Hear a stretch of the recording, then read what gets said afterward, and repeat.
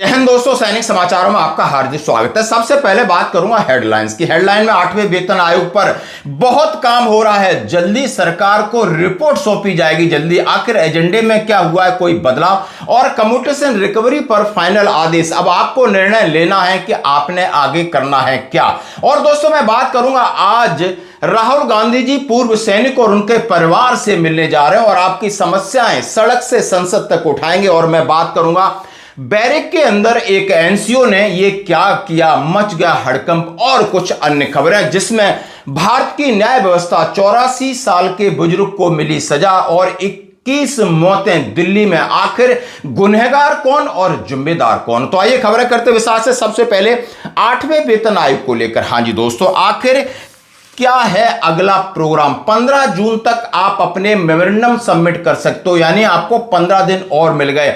ये 15 दिन क्यों मिले हैं? क्योंकि वेतन आयोग को 18 महीने का समय मिला था, यानी फरवरी 2027 तक उसने रिपोर्ट सबमिट करनी है। अब उन्होंने कमिटमेंट किया है, हाँ जी हाँ, 27 उन्होंने कहा 2027 फरवरी या मार्च तक संभवतः सरकार के पास आपकी रिपोर्ट पहुंच जाएगी। 8वें वेतन आयोग का काम हो जाएगा खत्म। और बड़ी जैसे बात एनसी जेसीएम की मीटिंग के बाद यह तय हो गया है कि फिटमेंट फैक्टर 3.833 मिनिमम 69,000 के अलावा जितने भी मुद्दे हैं हर जगह उठाए जा रहे हैं, लेकिन यह कांस्टेंट कर दिया है और यहां से कम फिटमेंट फैक्टर की कोई बात नहीं कर रहा है। और उसका आधार जो एनसी जेसीएम ने सुझाया है वही रहेगा। अब बात करते हैं कि 8वां वेतन आयोग श्रीनगर में आज बैठक। हाँ जी दोस्तों, 4 तारीख श्रीनगर में आज फाइनल बैठक हो रही है। 1, 2, 3, 4 जून को था। अगला प्रोग्राम लद्दाख में, फिर उत्तर प्रदेश में, उड़ीसा में, पश्चिम बंगाल में, यानी जितना आप देख सकते हो, पहले सेंटर इंडिया के अंदर, फिर आप समझ सकते हो उत्तर प्रदेश, फिर आपने देखा होगा सीधा सीधा जम्मू, लद्दाख, और अब आप समझ सकते हो कलकत्ता, उड़ीसा। अब इन प्रोग्राम के साथ सीधा सीधा कहा गया कि पूर्व जस्टिस रंजना प्रकाश देसाई की अध्यक्षता में गठित इस पैनल में पूर्व आईएएस पंकज जैन सदस्य सचिव के रूप में और वित्त विभाग के स्थायी प्रोफेसर, प्रधानमंत्री जी के आर्थिक सलाहकार परिषद के सदस्य, पुल घोष आयोग के सदस्य के रूप में शामिल हैं। यानी इतनी तगड़े आप समझ सकते हैं, ये वो लोग हैं इनके पास अपार नॉलेज है और पूरी संभावनाएं हैं कि 8वां वेतन आयोग 6ठे वेतन आयोग की तर्ज पर काम कर रहा है।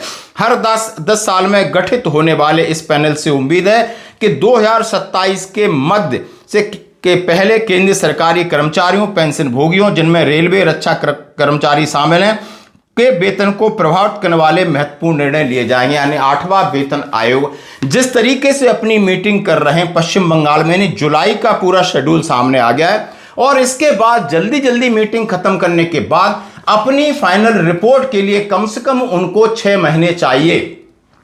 और अभी उन्होंने जुलाई तक का शेड्यूल हमारे सामने आ गया है कि 8वें पे कमीशन, जून और जुलाई में होने वाली राज्य की यात्राओं की पूरी सूची, जम्मू कश्मीर 4 जून, यानी आप आज उनका बैठक है, लद्दाख में 8 जून, और उन्होंने कहा है सीधा उत्तर प्रदेश में फिर 22 से 23 जून है, और उड़ीसा में 6 से 7 जुलाई है, पश्चिम बंगाल में 9 से 10 जुलाई है।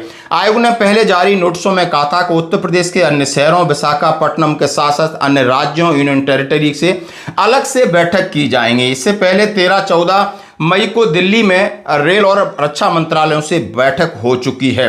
8वें सीपीसी की चर्चाएं, समय सीमा, घोषणा की अपेक्षाएं क्या है? गौरतलब है कि आयोग ने मार्च में औपचारिक ज्ञापन प्रस्तुतियां शुरू कर दी थी। लगातार मीटिंगें चल रही और मीटिंगों में जिस तरीके से सुझाव आ रहे हैं, जिसमें फिटमेंट फैक्टर, फैमिली यूनिट और अन्य विभागीय सुझाव दिए जा रहे हैं, और उसके हिसाब से उन्होंने अपना एक मेमोरेंडम है, यानी 8वां वेतन आयोग अपना एक ड्राफ्ट भी साथ साथ तैयार करता जा रहा है। तो दोस्तों ये है बड़ी अपडेट।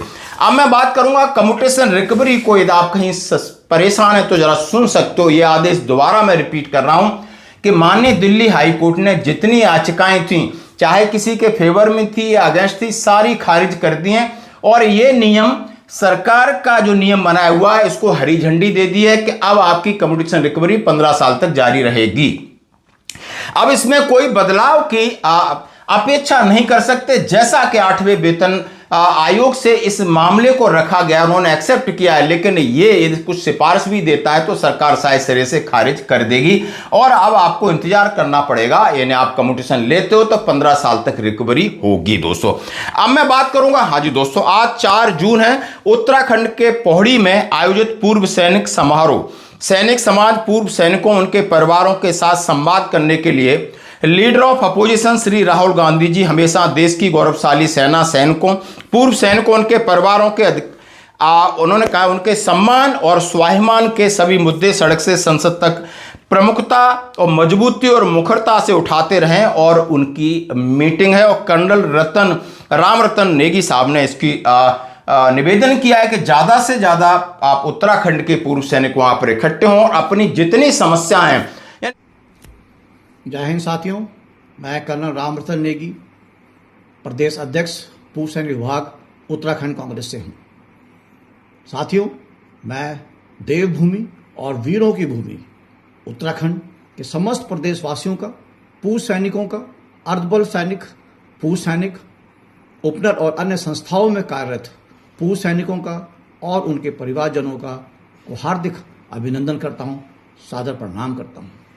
साथियों, बहुत ही हर्ष और गर्व के साथ आपको बताना चाहता हूँ कि 4 जून 2 बजे उत्तराखंड के पौड़ी में हमारे इंडियन नेशनल कांग्रेस के शीर्ष नेता, लोकप्रिय नेता विपक्ष लोकसभा माननीय श्री राहुल गांधी जी एक सैनिक सम्मेलन में जनसंवाद के लिए उत्तराखंड में आ रहे हैं। मैं उत्तराखंड के समस्त पूर्व सैनिकों को, अर्धबल सैनिक और विभिन्न संस्थाओं में कार्यरत पूर्व सैनिक, हमारा सैनिक समाज 4 जून को 2 बजे उत्तराखंड के पौड़ी में आएंगे और हमारे माननीय राहुल गांधी जी के साथ जनसंवाद करेंगे। इसी विश्वास के साथ कि आप सब भारी संख्या में पहुंचेंगे, मैं आपका धन्यवाद करना चाहता हूं। जय हिंद।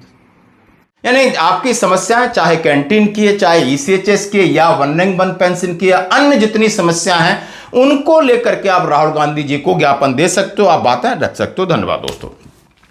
अब मैं बात करूंगा, आर्मी कैंट में जवान ने फंदा लगाकर दे दी जान, कारणों का नहीं हुआ खुलासा। महाराष्ट्र का निवासी अलवर जिले के, आज दोस्तों, अलवर जिले के इटराणा आर्मी कैंट में एक दुखद घटना सामने आई। कैंट परिसर में तैनात महाराष्ट्र निवासी एक जवान ने बैरक के भीतर अपनी जीवन लीला समाप्त की। घटना के बाद सेना पुलिस में हड़कंप मच गया। शुरुआती जांच में लगा कि इसने आखिर क्यों किया। पुलिस विभिन्न पहलुओं की जांच कर रही है और पहचान सोना मने किशोर महादेव 42 साल का एक एनसीओ, जिसने बैरक के अंदर ऐसा कृत्य किया, वो भी दिन में। हाँ जी दोस्तों, महाराष्ट्र के सिद्धार्थ नगर क्षेत्र के समन गांव के निवासी इटराणा आर्मी कैंट में हाउस कीपिंग ड्यूटी पर तैनात थे। बताया जा रहा था कि 30 मई को उसने बैरक में ऐसा काम किया, यानी अपनी जीवन लीला खत्म की। घटना की जानकारी मिलते ही सेना अधिकारियों ने तत्काल पुलिस को इन्फॉर्म किया। सूचना पर पुलिस सीएमपी से पहुंचे।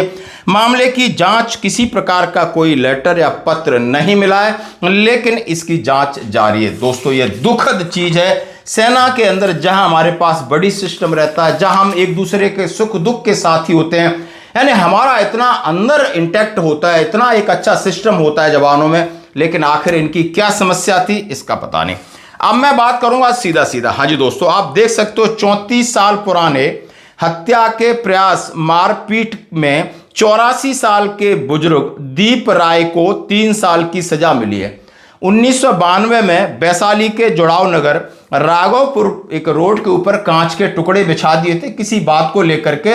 अब उन्हें सजा मिली है 34 साल बाद, जब उनसे खड़ा नहीं हुआ जा रहा है, 2 लोग पकड़कर जेल ले जा रहे हैं। तो यह है हमारी न्याय व्यवस्था का जीता जागता उदाहरण। भले मीडिया का प्रेशर आया, लोगों ने कहा तो उन्हें जमानत दे दी गई, लेकिन 3 साल की सख्त सजा मिली थी। आप देख सकते हो, यह आज आप कहीं इस प्रकार के संघर्ष में फंसे हो तो न्याय की उम्मीद कितनी लंबी है, ये आप देख सकते हो। साथ ही दोस्तों, मालवीय नगर आप समझ सकते हो, रेस्टोरेंट हादसा, 21 लोगों की जान और काफी लोग झुलस गए। लेमन ग्रीन रेस्टोरेंट, और नेताओं ने शोक जाहिर कर दिया है, बस इतनी सी जिम्मेदारी है यानी जो मासूम वहां पर उनकी जान चली गई है, वो अपने वहां पर उन्होंने पैसे से जाकर के अपने कमरे लिए थे, बुक किए थे रेस्टोरेंट में किसी, लेकिन कहां चूक हुई, लेकिन उन्होंने तो शोक जाहिर कर दिया और कहा है जो घायल है उसको 50,000 रुपए दे देंगे और जो भगवान को प्यारा हो गया उसे 2 लाख रुपए दे देंगे। यानी आपकी जान की कीमत आप समझ सकते हो 2 लाख रुपए है, और किसी की जवाबदेही जिम्मेदारी नहीं कि आखिर ये हादसा क्यों हुआ, क्यों, किसके खिलाफ कार्रवाई की जाएगी, लेकिन नहीं, यहां सब कुछ ढोल पोल है। तो दोस्तों आज की खबरों में इतना ही, बनी रही हमारे साथ, धन्यवाद।